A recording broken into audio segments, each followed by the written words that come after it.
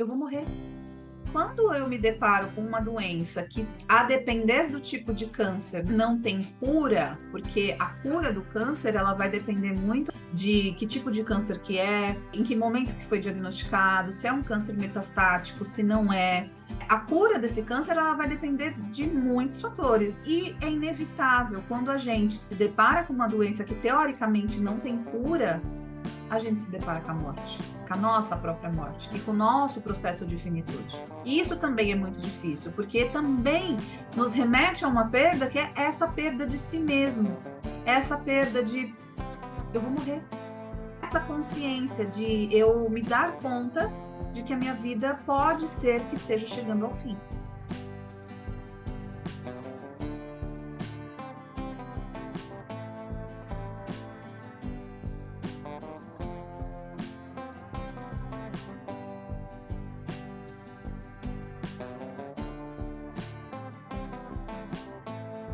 Olá, pessoal, como é que vocês estão? Estou aqui novamente para gravar esse vídeo aí para vocês.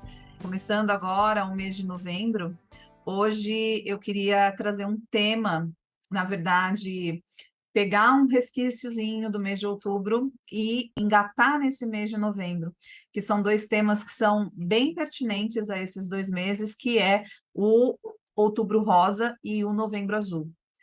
Então, eu sou Natália Aguilar, eu sou psicóloga perinatal, especialista em luto, e hoje eu vou trazer um pouquinho para vocês dessa temática, o Outubro Rosa, o que é o Novembro Azul, e trazer um pouquinho do aspecto das perdas, o que se perde quando a gente passa por esses processos de adoecimento. Então, assim, para quem não sabe, uma breve descrição, para quem não sabe, Outubro Rosa é o mês da conscientização, da mobilização, a prevenção ao câncer de mama. A gente sabe que o câncer de mama ele tem uma incidência muito grande nas mulheres e que a autoprevenção, né, o autoexame, aquele processo todo de autoexame para a gente poder fazer essa autoprevenção, é algo muito importante para que a gente possa descobrir a doença no começo, para que a gente possa tratar, para que a gente possa, de fato, prevenir complicações maiores. Já tem muito tempo que essa campanha do Outubro Rosa ela acontece, e ela tem o intuito de conscientizar as mulheres a fazerem o autoexame, a fazerem mamografia todo ano, para se diagnosticar, porque esse tipo de câncer ele pode ser tratado e ele tem altos índices de cura se descoberto no início.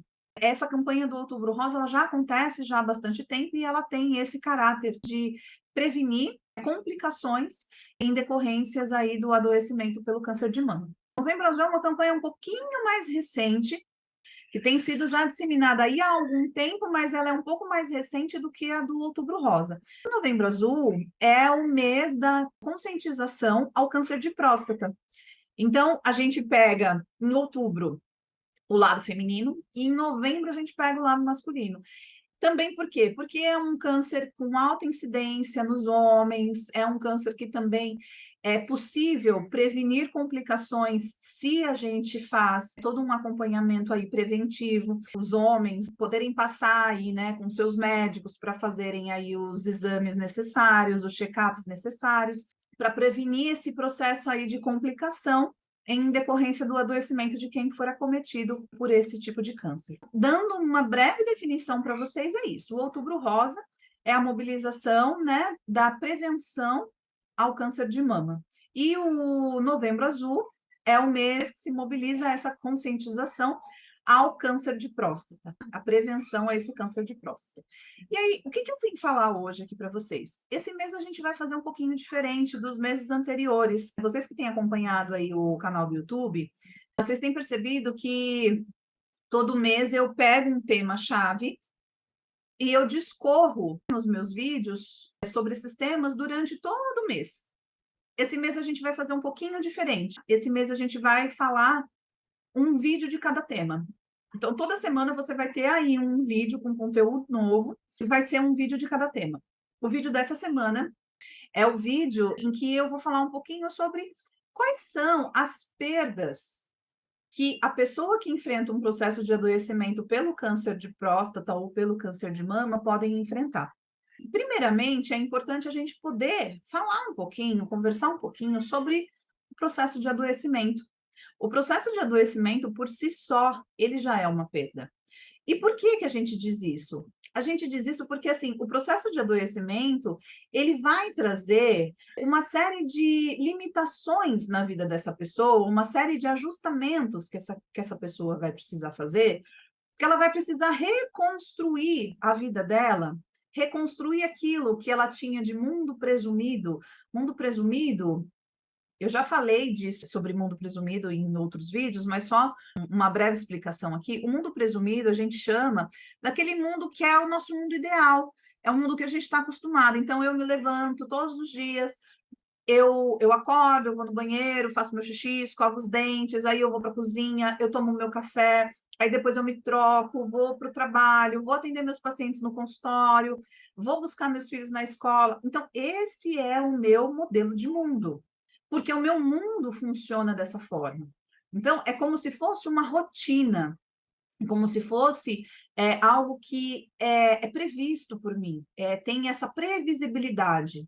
Um processo de adoecimento, ele quebra com isso, ele quebra com essa coisa do mundo presumido, principalmente quando a gente fala de adoecimento por câncer, que é um adoecimento que geralmente a pessoa ela vai precisar ser acometida por tratamentos mais invasivos, tratamentos que vão fazer com que ela se sinta mal, que ela tenha efeitos colaterais.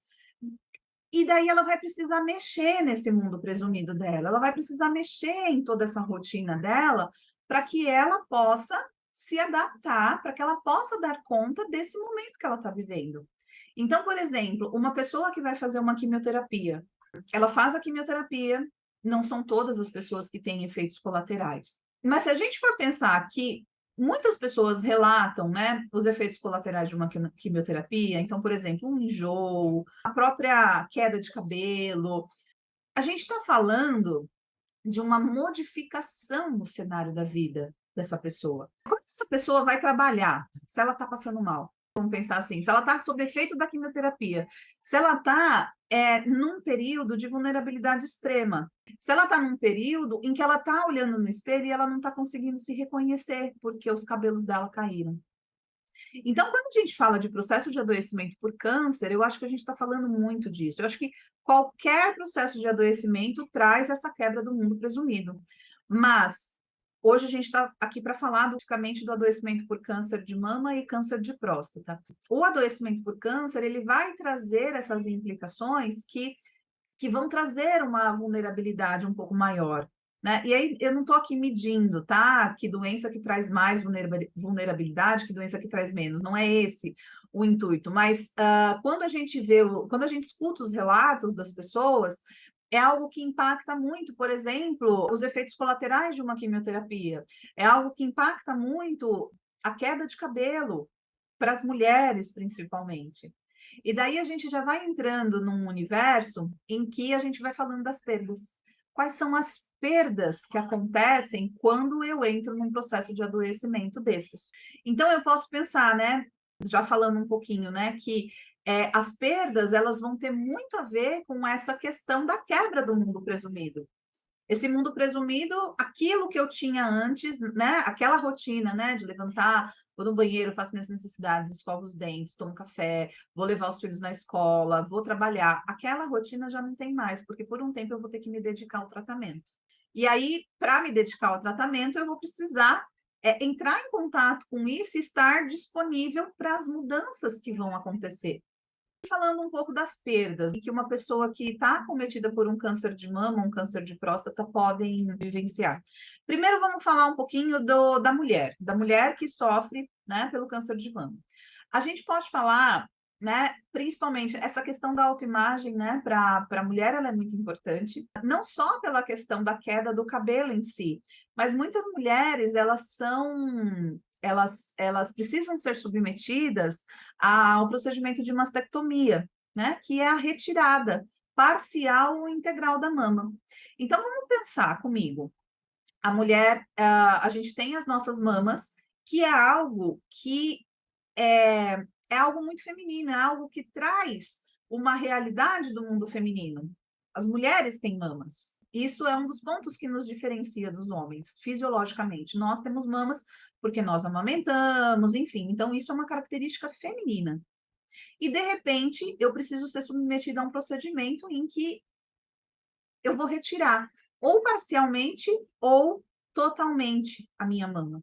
Isso pode gerar um sentimento de muito não reconhecimento nessa mulher, um sentimento de que está acontecendo um processo de mutilação no seu corpo, de que o seu feminino está sendo levado embora. Hoje em dia, a gente tem, na grande maioria dos tratamentos, quando a mulher ela é submetida a esse procedimento, já é feito o procedimento de reconstrução. E acho que isso é um dos grandes avanços que a gente tem aí no cuidado da mulher que passa por essa situação diante de um câncer de mama. Então, hoje em dia, a gente já tem, né, esse cuidado de que é muito impactante para a mulher ver o seu corpo ali, né, muitas vezes sem uma mama, ou às vezes sem as duas mamas. E aí já é feito, né, já se tem essa preocupação de fazer a reconstrução disso, geralmente com silicone. Aí tem muitos casos de mulheres que colocam o silicone, só que daí ficam sem um mamilo, e daí muitas mulheres recorrem a tatuadores para tatuarem no seio delas um mamilo, para que torne esse processo, essa experiência, para que isso volte meio que a ser, né, aquele mundo presumido que ela tinha antes. É claro que não vai ser a mama de antes, mas vai ser algo que vai remeter a essa mama de antes, né? E que pelo menos visualmente vai ter um impacto menor no emocional dessa mulher. Algumas mulheres elas se incomodam muito com essa questão. Porém, tem mulheres que tudo bem ficar sem também as mamas, que é uma forma delas ressignificarem aquela perda, delas poderem olhar para as cicatrizes delas e verem que é isso, né? Que as perdas delas fizeram com que elas chegassem até ali naquele momento. Eu não estou aqui defendendo, né? Se precisa ter a reconstrução, se não precisa. Eu estou aqui trazendo quais são as possíveis perdas que essa mulher ela pode atravessar.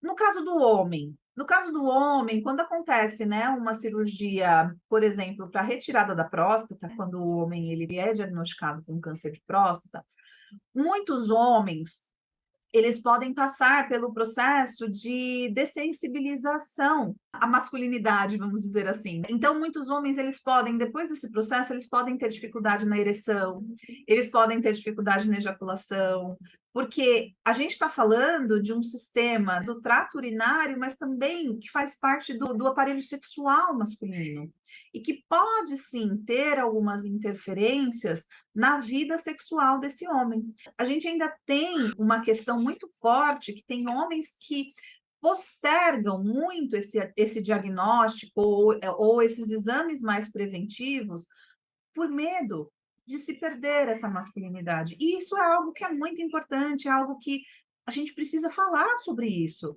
A gente precisa falar e prevenir emocionalmente que esse homem ele chegue nesse estado, nesse ponto de não se cuidar, de não prevenir algumas doenças por medo da perda dessa masculinidade, na verdade não é da masculinidade, mas é daquela coisa, né, daquilo que faz com que ele se sinta potente, com que ele se sinta viril.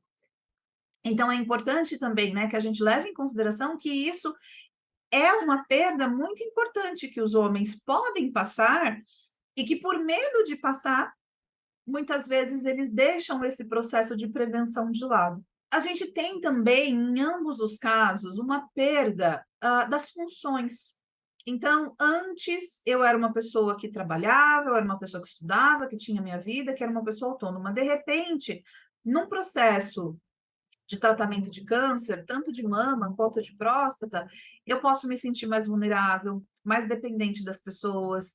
E aí, aquelas funções que eu tinha, né, a função de trabalhadora, a função de estudante, a função muitas vezes de cuidador, eu não vou conseguir desempenhar.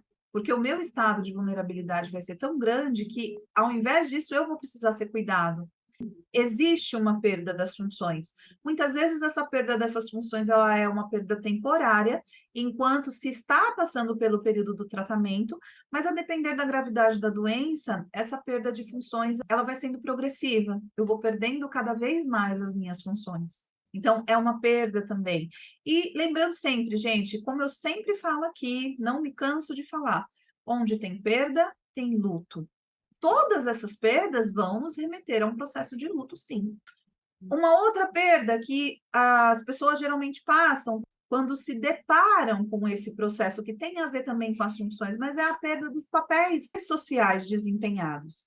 Então, vamos pensar assim, né? Aquela pessoa que era um provedor da casa, que era a pessoa que trabalhava, que trazia o sustento para casa, de repente se vê num processo de doença como esse, e daí não pode mais ser esse provedor.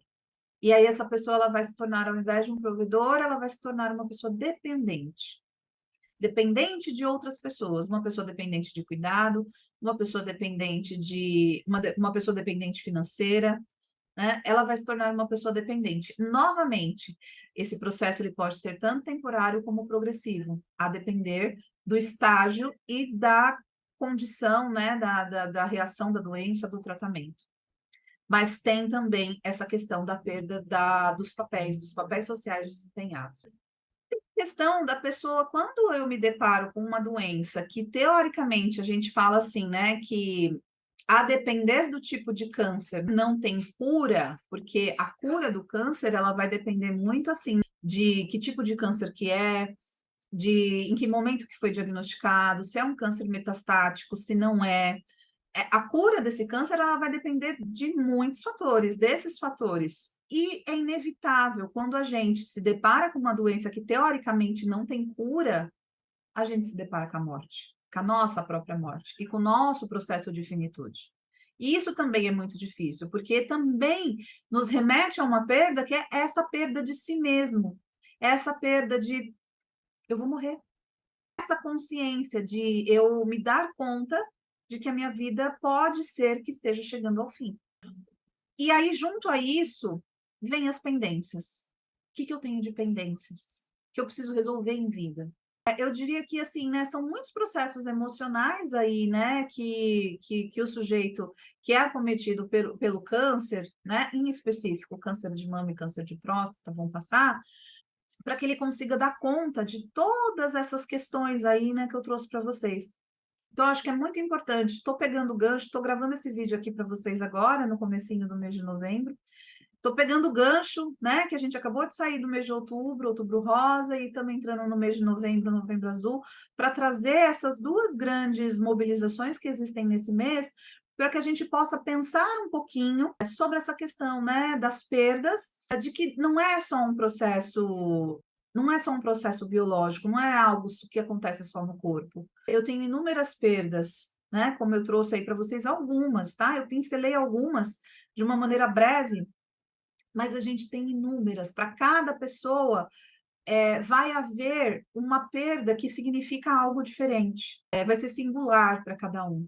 Então, acho que é muito importante a gente poder pensar nisso, para que, ao se deparar com pessoas e casos assim, para que a gente tenha, né, um pouquinho mais, né, de um manejo, né, mais sensível, para poder olhar para além desse biológico. Bom, gente, era isso que eu tinha para falar para vocês hoje. Quem não se inscreveu no canal, se inscreva. Ativa aqui o sininho para receber as notificações de vídeo. Tem um vídeo toda semana. Tem os shorts que está sendo publicado sempre com muita frequência. Tem muito conteúdo aí no canal para vocês, tá bom? E eu agradeço novamente, né, a presença de quem ficou por aqui. Até o próximo vídeo. Um abraço. Tchau, tchau.